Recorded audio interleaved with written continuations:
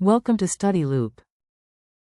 So in this question, we should remember the following question where we get a connection between power, voltage, and resistance.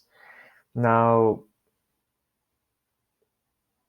yeah, power, voltage, and resistance. Now, what's happening here is for each combination, we see that our voltage is constant. Voltage is 120 volts, so that's a constant thing. And we have three different power outputs. One is 50 watts, one is 100 watts, and the other one is 150 watts.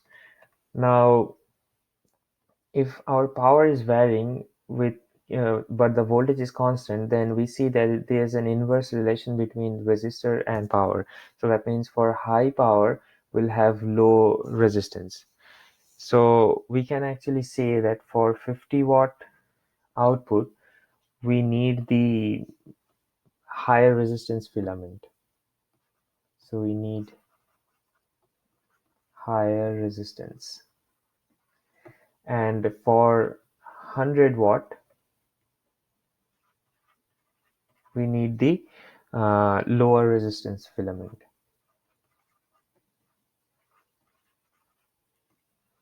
And since we have only two filaments, so to get 150, we can actually connect them in parallel.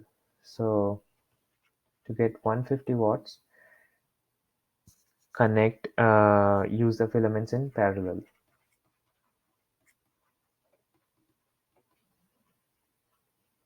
Parallel. Right. So this is our part A. In part B, we need to find out the actual value of the resistance. So to do so, first we start with the same equation, P equals V squared over R. Now from there we can see that R is equal to V squared over P. So we know these two values.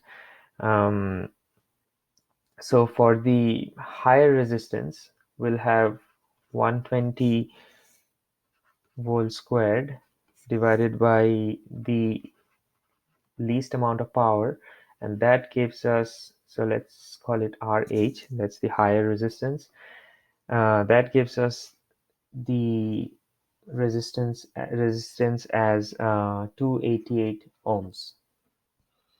And for the lower resistance, we'll have 120 volts squared divided by the higher number, and that gives us a resistance as 144 ohms. So that's the higher one, that's the lower one. And we can actually check whether our claim is true or not. So we claim that we need to use them in parallel. So let's see if we use them in parallel, we get back 150 watts or not. So if we do a parallel connection, so that's the check that we're making. So if we do a parallel connection, we'll have RH RL over RH plus RL, and that gives us a resistance as 96 ohms.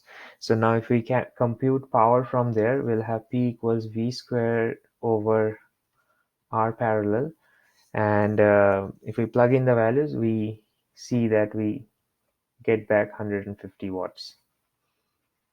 So that means the claim that we made here is true. Thank you.